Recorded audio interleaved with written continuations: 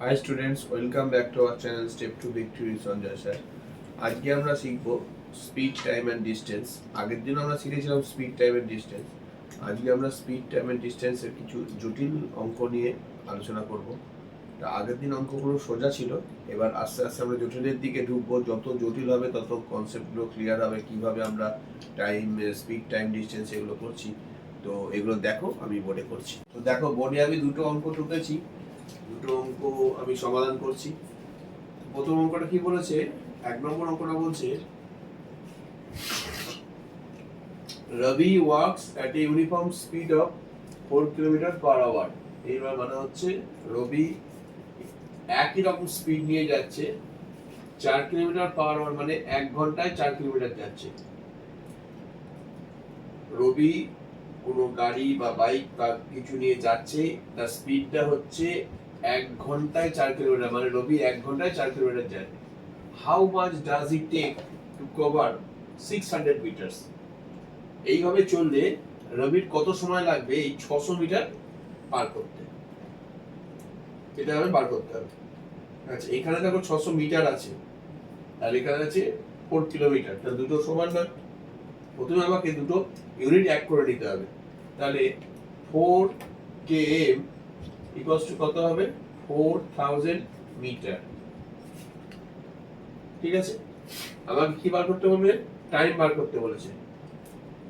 আচ্ছা, প্রথমে তো আমরা এই তিনটে সূত্র আছে, এই তিনটে সূত্র ধরে আমরা তো এক চান্সে বের করে দিতে পারি, কিন্তু অঙ্কগুলোকে আমাকে তো বুঝিয়ে করতে হবে পরীক্ষার খাতায়। কিভাবে করবো দেখো, আমাকে টাইম বার করতে হবে। তাহলে এটা থেকে আমি কি লিখতে পারবো? Ravi 4000 metre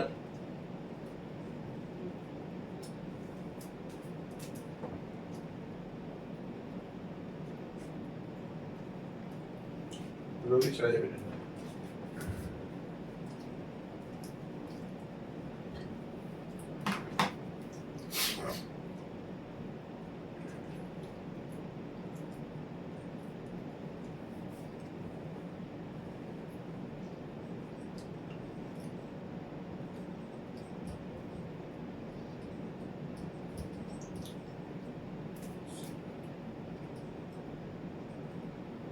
done by Ravi in 60 minutes. 1 hour equals to আমরা জানি 60 মিনিট। 60 মিনিট, তাহলে 1 মিটার ওয়ার্কস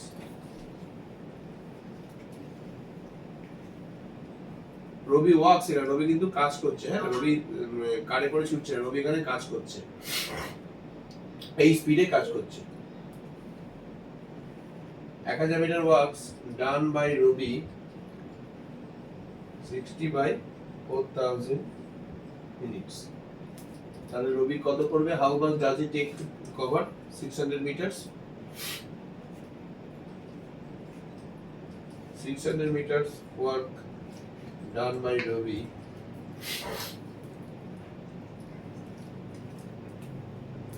এটা ওয়ার্ক হবে, তাহলে এটা কভার হবে, এটা ওয়ার্ক হবে।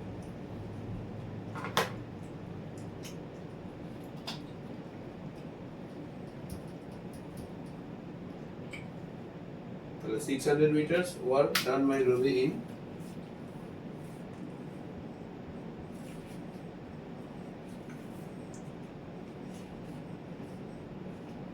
এই জিরো কেটে গেল, এই জিরো কেটে গেল, 2 3 3, তার মানে 9 মিনিটস। 9 মিনিটস সময় লাগবে।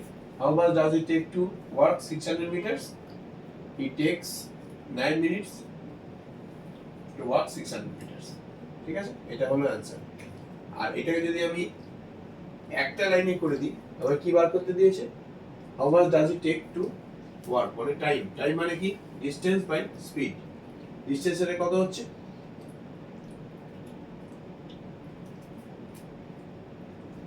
এটা স্পিড দিয়েছে, ডিসটেন্স কত আছে? 600 মিটার। ডিসটেন্স তাহলে 600 স্পিড কত আছে 4 কিলোমিটার পার আওয়ার।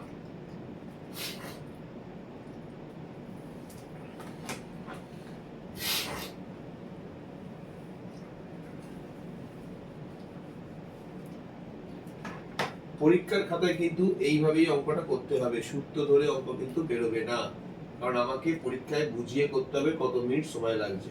ঠিক আছে, সুতরাং সবসময় তোমরা চেষ্টা করবে এই সূত্র ধরে না গিয়ে, সূত্র কারা করবে যারা পরীক্ষায় মানে বড় বড় চাকরি পরীক্ষা যারা করছে, যারা এক চান্সে বের করবে, তারা এই টাইম ধরে বার করবে। কিন্তু যারা এই প্রশ্ন সমাধান করতে দেবে, তারা যখন প্রশ্নের সমাধান করবে তখন কিন্তু এইভাবে লিখে লিখে সমাধান করবে, এটাই প্রসেস, এইভাবেই অঙ্কটা করবে। ঠিক আছে,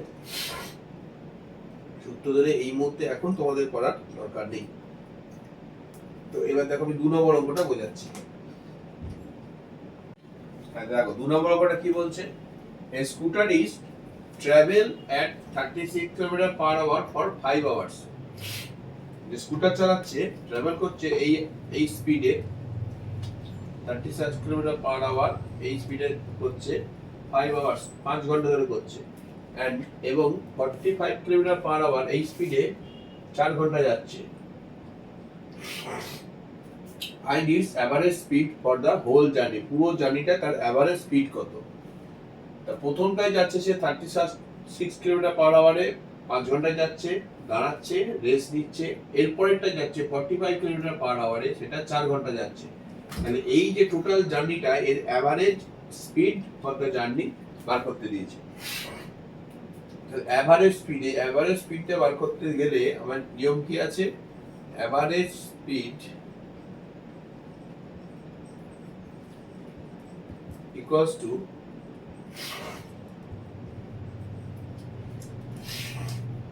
total distance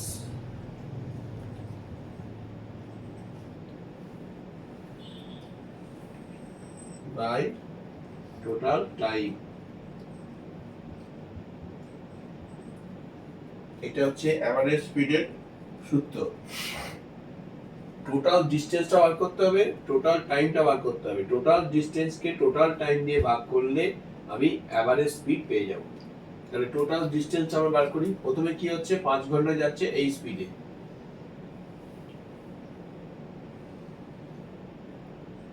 fast travel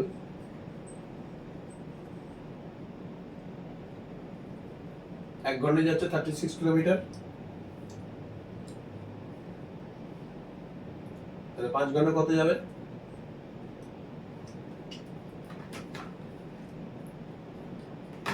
fast travel in 1 hour equals to 36 kilometre. তাহলে ফাস্ট ট্রাভেল ইন 5 hours বেশি যাবে,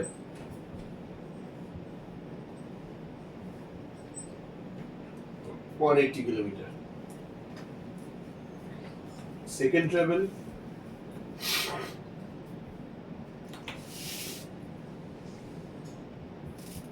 in 1 kilometer equals to 45 1 hour। Sorry, only 1 hour of it, 1 hour equals to 45 kilometer।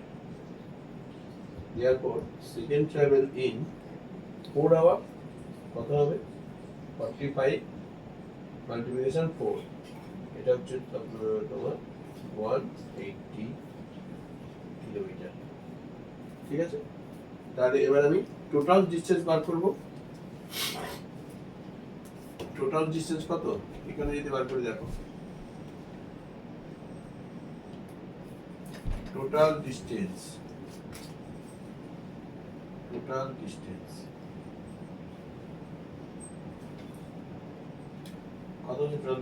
এটা 180, এটা 180 প্লাস এটাও 180 বেরিয়েছে, 180, তার মানে হচ্ছে 360 কিলোমিটার। আর কি বার করতে হচ্ছে, টোটাল টাইম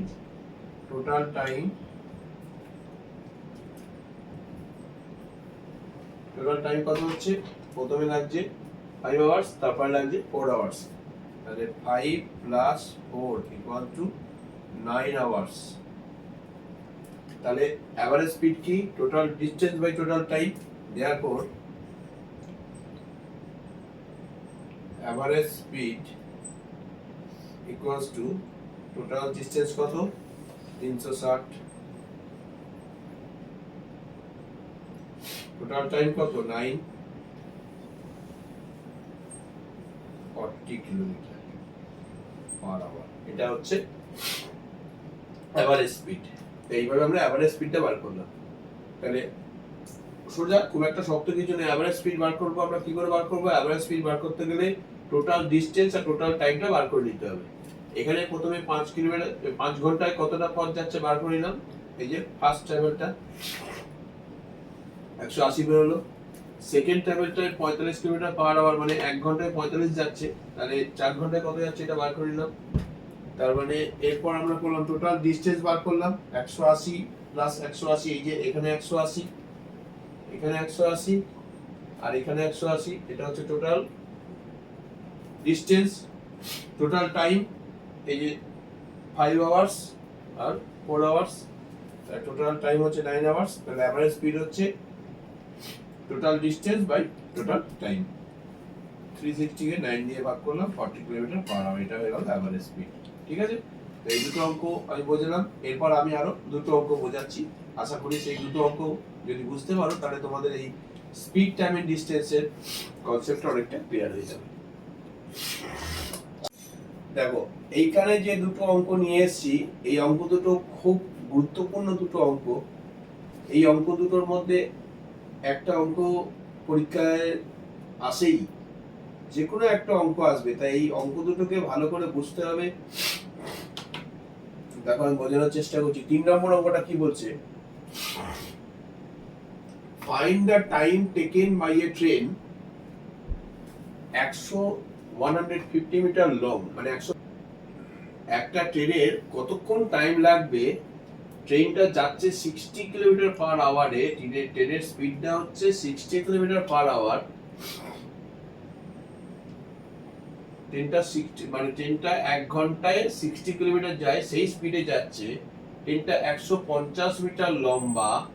সেই ট্রেনটা crossing a man standing on the platform, প্ল্যাটফর্মের ওপর যে মানুষটা দাঁড়িয়ে আছে সেই মানুষটাকে ক্রস করতে, মানে অতিক্রম করতে ট্রেনটা কত টাইম লাগবে।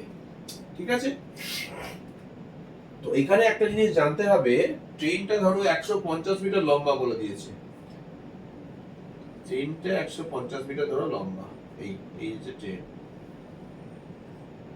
ঠিক আছে, এখানে একটা লোক দাঁড়িয়ে আছে, বড় একটা লোক দাঁড়িয়ে আছে, বা একটা কোনো ইলেকট্রিক পোল আছে। ঠিক আছে, বা একটা গাছ আছে, এরকম একটা গাছ আছে। ঠিক আছে, ট্রেনটা যখন এই মানুষ যখন কোনো ইলেকট্রিক, এই সামনের পোর্শনটা এখানে এলো, ট্রেনটা যখন এইখানে গেল তখন মিডিল পোর্শনটা এখানে এলো, আর ট্রেনটা যখন পুরো ক্রস করে গেল তখন মানুষটাকে ক্রস করে গেল। তারপরে ট্রেনটা এরকম যদি ট্রেন হয়, এই একটা মানুষ, ট্রেনটা যত এগোচ্ছে ট্রেনটা এই পজিশনে এলো, তাহলে এতটা এগোলো। তারপরে এবারে ট্রেনটা এইখানে দাঁড়িয়ে আছে, এই পজিশনে এলো, তাহলে ট্রেনটা তার নিজের যে দূরত্ব, মানে নিজের যে লম্বাটা, সেটাই যখন তো ক্রস করবে তখন সে মানুষটাকে ক্রস করে যাবে, কারণ মানুষটা কিন্তু এই ট্রেনটাকে দেখতে পাচ্ছে।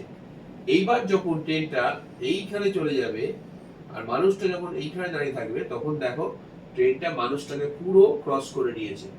প্রথমে একটুখানি এগোচ্ছে, তারপরে মিডিল অব্দি যাচ্ছে, তারপরে লাস্টে ক্রস করছে। তার মানে ট্রেন যখন কোনো মানুষ, কোনো ইলেকট্রিক পোল, যখন কোনো গাছকে অতিক্রম করছে, ট্রেন তখন তার নিজের দৈর্ঘ্য বা নিজের যেটা লম্বা সেইটা অতিক্রম করলেই মানুষটাকে, ইলেকট্রিক পোলকে আর গাছকে অতিক্রম করা হয়ে যাচ্ছে। এটা ভালো করে মাথায় রাখতে হবে। ট্রেন যখন কোনো মানুষ, কোনো ইলেকট্রিক পোল কোনো গাছ এই তিনটে জিনিসকে অতিক্রম করবে, ট্রেন শুধু তার নিজের দৈর্ঘ্যটাই অতিক্রম করবে, তারই অতিক্রম করা হয়ে যাবে। ঠিক আছে, বোঝা গেল? এখানে অঙ্কটা ঠিক সেটার উপরই বেস করে দিয়েছে। এবার আমি অঙ্কটায় আসছি। অঙ্কটা বলেছে ট্রেনটা 150 মিটার লং, ট্রেনটা 150 মিটার লং আর যাচ্ছে 60 kilometre per hour. 60 kilometre per hour মানে হচ্ছে 60,000 মিটার পার আওয়ার মানে 60 মিনিট। তাহলে আমি এটা যেহেতু মিটার আছে, 60 kilometre equals to 60,000 metre, 1 hour equals to 60 minutes আর 150 মিটার বলে দিয়েছে। তাহলে এরা বলেছে ফাইন্ড দ্য টাইম টেকেন, এই যে কতটা টাইম লাগছে সেটা বার করতে হবে। ওইখানে ওই কথাটা লিখে দিতে হবে, when train cross a man it cover its own distance। ঠিক আছে, কি লিখবে? when a train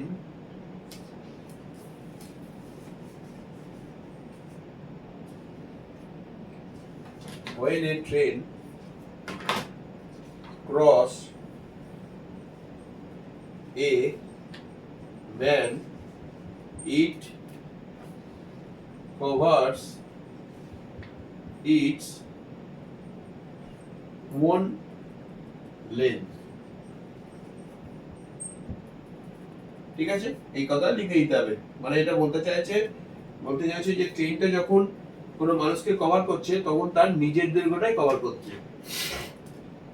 তাহলে 60,000 মিটার যাচ্ছে 1 আওয়ার মানে 60 মিনিটসে।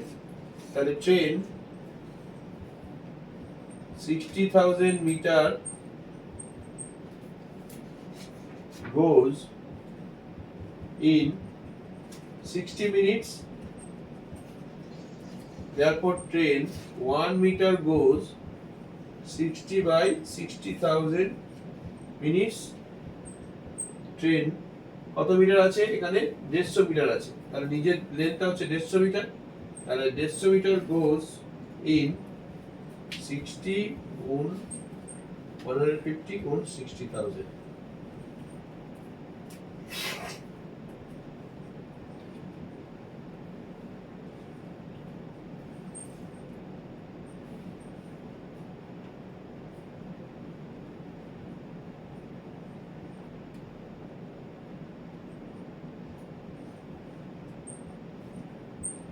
By 20 minutes। ওই জন্য কি করে, তোমরা সবসময় চেষ্টা করবে এই ট্রেনের অঙ্ক যখন থাকবে, ঠিক আছে, ট্রেনের অঙ্ক যখন থাকবে না তখন এই 1 আওয়ার যেটা আছে 1 আওয়ারটাকে সেকেন্ডে করে নেওয়ার চেষ্টা করবে।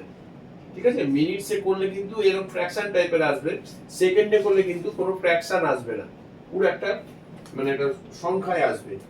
তাহলে 1 আওয়ার ইকুয়ালস টু 36 সেকেন্ড। ঠিক আছে, আমি যদি এখানে 60 জায়গায় 36 এই যে 00 লিখতাম তাহলে দেখো কত ইজি আরো হয়ে যেত। যেমন এখানে 3600 আছে, তো 3600 বাই 60,000 এটা হচ্ছে 150। দেখো এবার কত সোজা হয়ে যাবে, দেখো অঙ্কটা এই 9 একদম সংখ্যায় চলে আসে 9 সেকেন্ড। ঠিক আছে, 9 সেকেন্ড, এত মিনিট মানেও 9 সেকেন্ডই হবে। ঠিক আছে, এটা তোমার এই দিয়ে 60 দিয়ে ভাগ করলে 9 সেকেন্ডই বের হবে। এত minute into 1 minute, 1 minute equal to 60 second. তাহলে 3/20 তাহলে কত হচ্ছে 60 গুণ 3/20, সেই 9 সেকেন্ডই বের হবে। ঠিক আছে, কিন্তু এই 3600 দিয়ে যদি তুমি করো তাহলে এক চান্সেই আমার সংখ্যাটা 9 বেরিয়ে যাচ্ছে। ঠিক আছে, ওই জন্য আমি বলবো সবসময় ট্রেনের অঙ্কগুলো যখন করবে তখন 1 আওয়ার ইকুয়ালস টু 60 মিনিট না লিখে 1 আওয়ার ইকুয়ালস টু 3600 সেকেন্ড এই কথাটা ইউজ করবে, তাতে অঙ্কটা আরো সোজা হয়ে যাবে। ঠিক আছে, তো এবার আমি 4 নম্বর অঙ্কটা করছি। তো দেখো এবার 4 নম্বর অঙ্কটাও ঠিক 3 নম্বর অঙ্কটার মতোই সমান গুরুত্বপূর্ণ। 4 নম্বর অঙ্কটা আমি এবার বোঝাচ্ছি, দেখতে থাকো।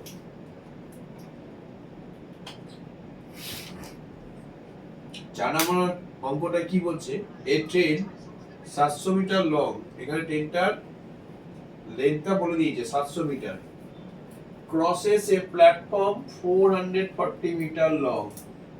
এটা একটা প্ল্যাটফর্মের দৈর্ঘ্য 440 মিটার ইন 40 সেকেন্ডস। তারপরে ট্রেনটা নিজের 760 মিটার আর প্ল্যাটফর্মটা 440 মিটার, এইটা ক্রস করছে 40 সেকেন্ডসে। Find the speed of the train in kilometre per hour. Kilometre per আওয়ারে বার করতে দিয়েছে।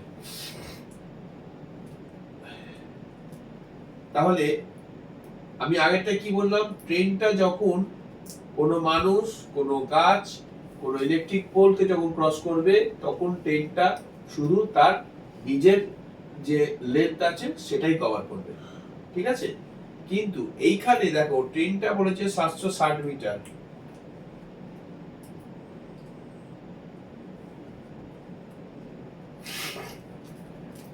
এইখানে প্ল্যাটফর্ম আছে,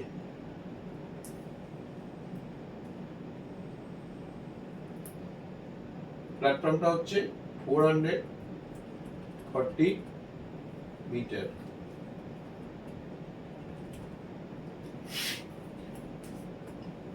এই সমস্ত ক্ষেত্রে মানে যেগুলোর লেন্থ থাকবে, ঠিক আছে, যেগুলোর লেন্থ থাকবে সেই লেন্থটা যখন ট্রেনটা ক্রস করবে তখন ট্রেনটা তার নিজের লেন্থ প্লাস এই লেন্থ এই দুটোকে ক্রস করতে হবে।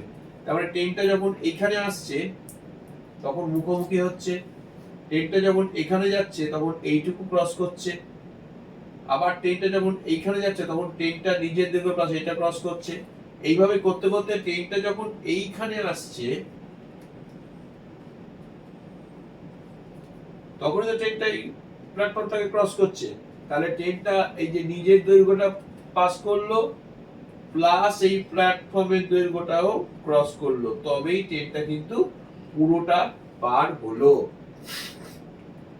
ঠিক আছে, এই প্ল্যাটফর্মের এই অঙ্কটাই মেন, এইখানেই একটা কারুকার্য করা থাকে যে প্ল্যাটফর্মের দৈর্ঘ্যটা বলে দেয়, প্ল্যাটফর্মের দৈর্ঘ্যটা ট্রেনটা কতক্ষণে ক্রস করবে। ট্রেন যখন কোনো গাছকে, কোনো মানুষকে, কোনো ইলেকট্রিক পোলকে করছে তখন তার কিন্তু কোনো লেন্থ থাকছে না, একটা লম্বা দাড়ির মতন অংশটাকে ক্রস করছে, এর কিন্তু কোনো লেন্থ নেই। কিন্তু ট্রেনটা যখন কোনো প্ল্যাটফর্মকে ক্রস করছে, প্ল্যাটফর্মের কিন্তু একটা নিজস্ব লেন্থ আছে। যখন কোনো বস্তুর নিজস্ব কোনো লেন্থ থাকে সেই লেন্থটাকে ক্রস করার জন্য ট্রেনটাকে নিজের দৈর্ঘ্য প্লাস সেই বস্তুর যে দৈর্ঘ্য যে দূরত্ব বা লেন্থ যেটা আছে সেটাকে কিন্তু টোটাল ক্রস করতে হয়, তবে কিন্তু ট্রেনটা টোটাল ক্রস করবে। ঠিক আছে, তো এখানে ট্রেনটা 760 মিটার লং, 760 মিটার লং, আর প্ল্যাটফর্মটা কত মিটার লং, 440 মিটার। তাহলে এখানে লিখতে হবে টু ক্রস এ প্ল্যাটফর্ম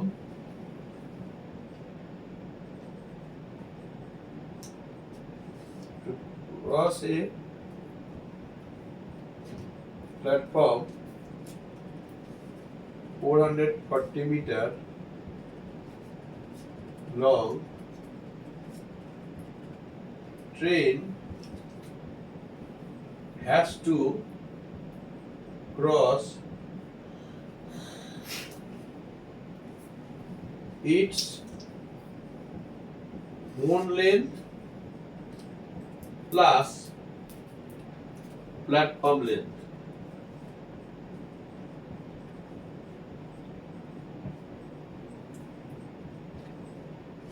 ঠিক আছে, একটা প্ল্যাটফর্মকে 440 মিটার লং, যেটা একটা প্ল্যাটফর্মকে ক্রস করতে গেলে ট্রেনটাকে ক্রস করতে হবে it's own length plus platform length. Therefore total distance কত হচ্ছে total length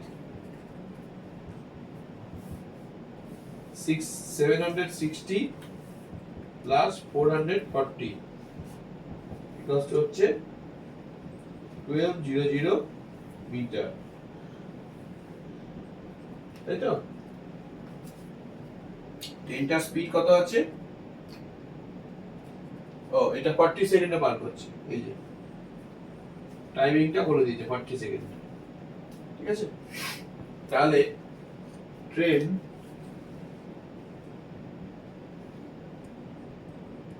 one 1200 metre cross কি বার করতে দিয়েছে? ফাইন্ড দ্য স্পিড বার করতে দিয়েছে ইন কিলোমিটার পার আওয়ার। ও, স্পিড বার করতে, তাহলে তো এইটাকে ডান দিকে রাখতে হবে, কারণ এইটাই তো 40 সেকেন্ডে পার করছে। তাহলে ট্রেন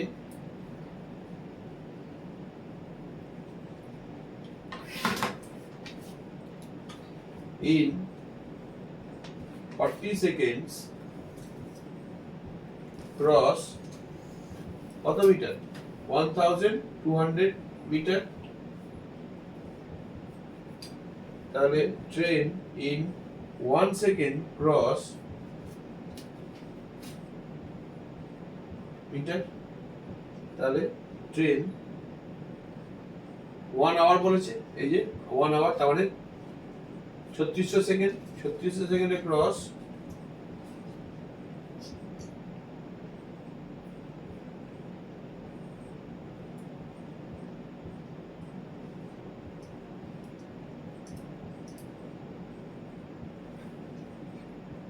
এত মিটার। মিটার থেকে কি বলছে? কিলোমিটার বার করতে হবে।